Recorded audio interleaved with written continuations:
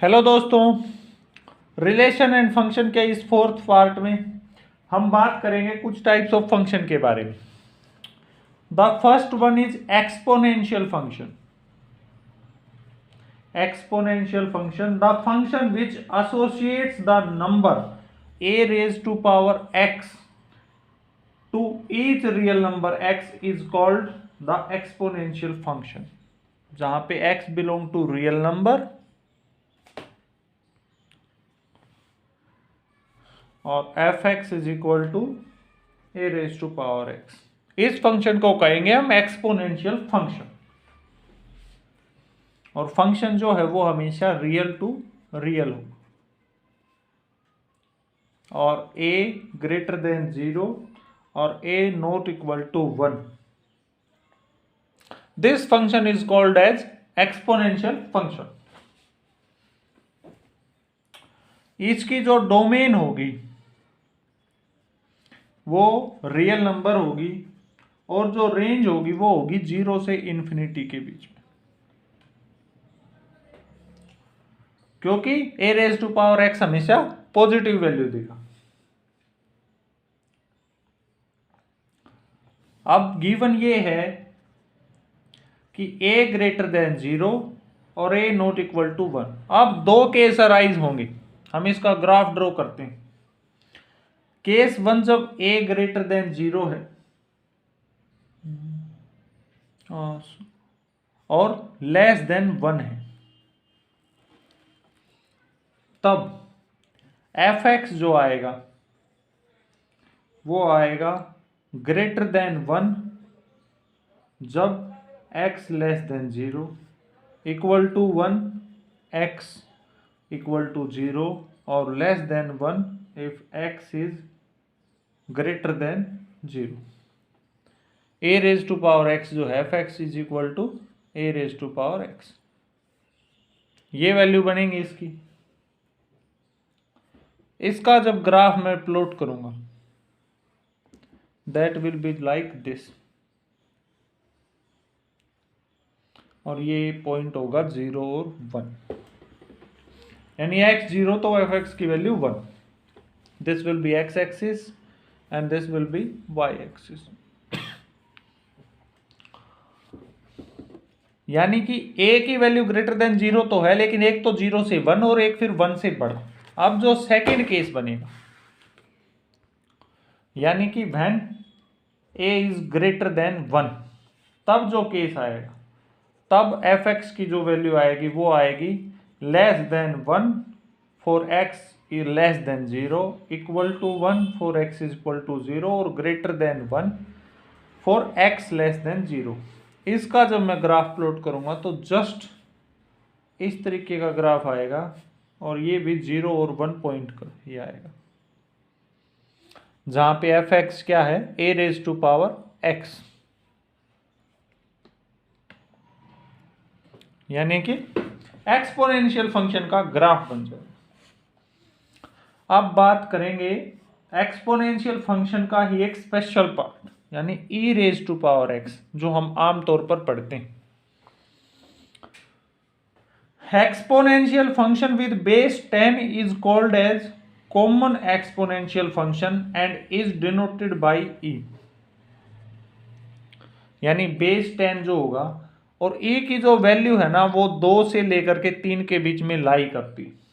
Using this E V obtain as exponential function ex। यानी अब base को e मान करके हम एक फंक्शन निकालते हैं e x, e raise to power x। इसे कहते हैं हम नेचुरल एक्सपोनेंशियल फंक्शन।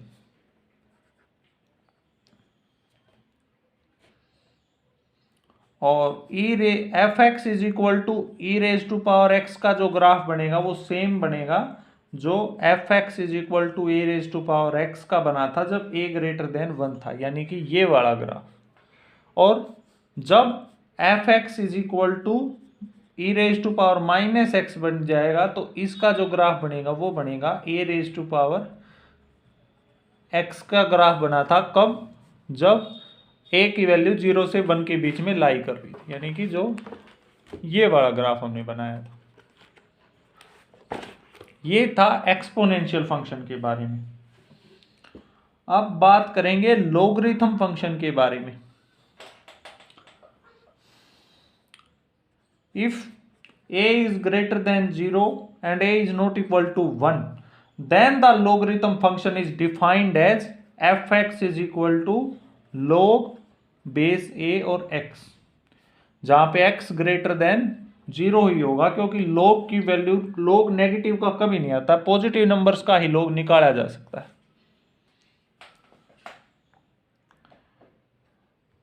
और जब इसे हम थोड़ा सोल्व करते हैं तो y अगर log ax है तो a raise to power y जो आएगा वो x आएगा, इस साइड आएगा, तो एक्सपोनेंशियल का ही एक पार्ट है। अगर इस फंक्शन की डोमेन की बात करूं मैं, तो 0 से लेकर के इन्फिनिटी तक, यानी कि x जो है वो 0 से इन्फिनिटी के बीच में ही हो सकता है। नेगेटिव का कभी भी लॉगरिथम नहीं निकलेगा। और रेंज जो आएगी वो रियल नंबर आएगी, यानी कि range of the logarithm function is the set of all real numbers.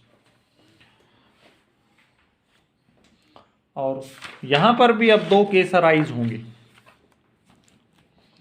If a is greater than 0 and a is not equal to 1, then दो केसेस, जब a ग्रेटर देन 1 है, इसका मतलब fx is equal to log of a of x is equal to, ये less than 0 होगा कब, जब 0 से बड़ा होगा x और 1 से छोटा होगा, इज इक्वल टू 0 होगा जब x की वैल्यू 1 आएगी, और ग्रेटर देन 0 आएगा जब x की वैल्यू ग्रेटर देन 1 होगी।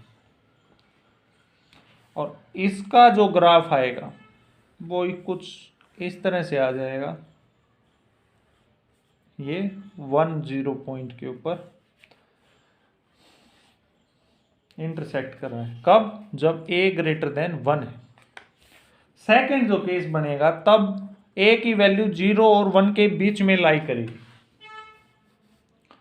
जस्ट इसका रेसिप्रोकल हो जाएगा, fx is equal to log of a of x is equal to, ये आएगा greater than 0 for x between 0, x is lie between 0 to 1,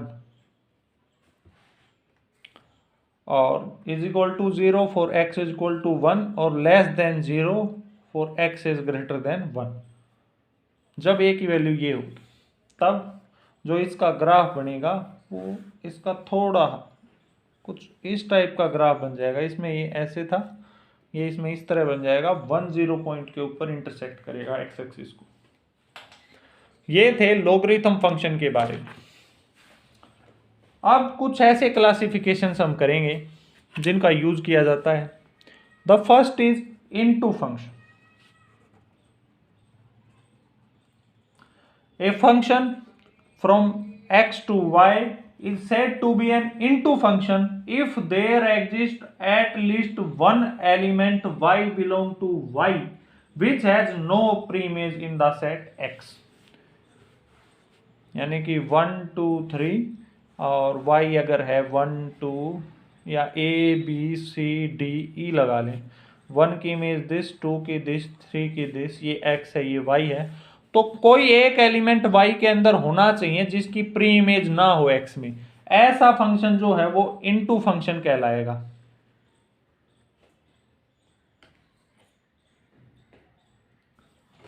अब बात करेंगे ऑन टू फंक्शन के बारे में।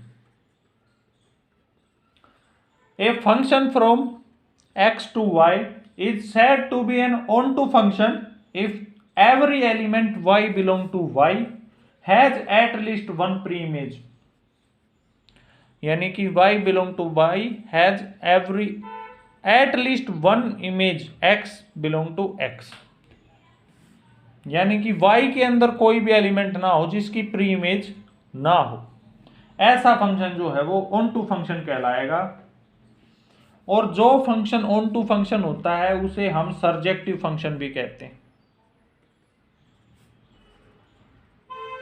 ऐसा फंक्शन जो ऑन टू फंक्शन है, इसका दूसरा नाम है सरजेक्टिव फंक्शन।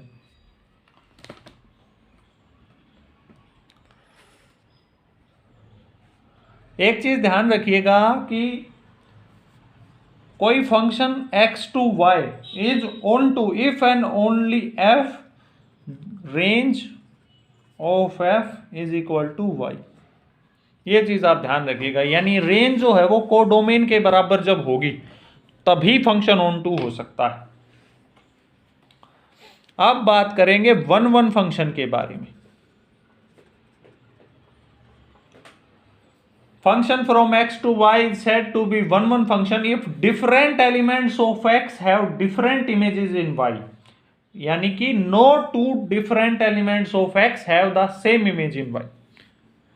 यानी कि 1 2 और 3 और x है ये y हो जाएगा a b और c। ऐसा फंक्शन, इसमें d भी मान लेते हैं, ऐसा फंक्शन जिसकी यूनिक इमेज हो उस फंक्शन को हम कहेंगे वन वन फंक्शन। नाम से ही क्लियर है। अब आता है इसके बाद ऐसा फंक्शन जो वन वन फंक्शन होता है उसे कहते हैं इंजेक्टिव फंक्शन। इंजेक्टिव फंक्शन इसका दूसरा नाम। अब बात करेंगे मैनी वन फंक्शन के बारे में। नाम से ही क्लियर है, from f is a function from x to y is said to be a many one function if two or more elements of x have the same image in y।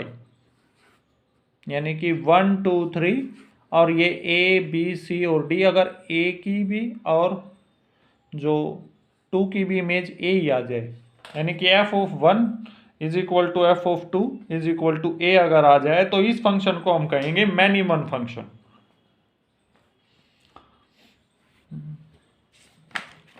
अब बात करेंगे इन function के combination की।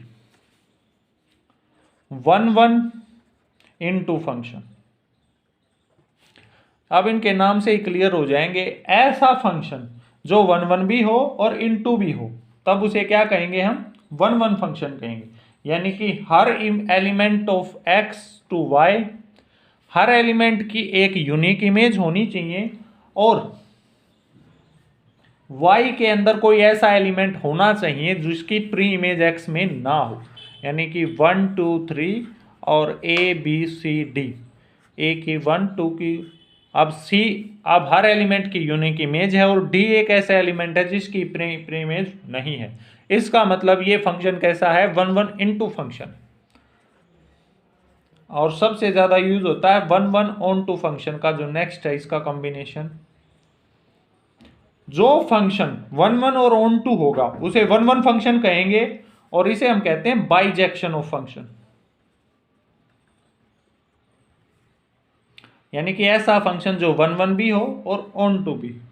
On to के लिए every element of y at least one pre image in x, यानी कि अब d की भी कोई प्री इमेज इसमें होनी चाहिए, तब ये वन वन और ऑन टू फंक्शन बन जाएगा।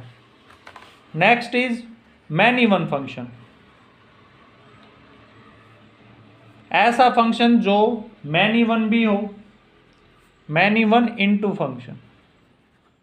ऐसा फंक्शन जो मैनी वन भी हो और इनटू भी हो उस फंक्शन को कहेंगे मैनी वन इनटू फंक्शन। और many one onto function, इनके कॉम्बिनेशन है ये। ऐसा फंक्शन जो मैनी वन भी हो और ऑन टू भी हो उस फंक्शन को हम कहते हैं many one onto function. Thank you.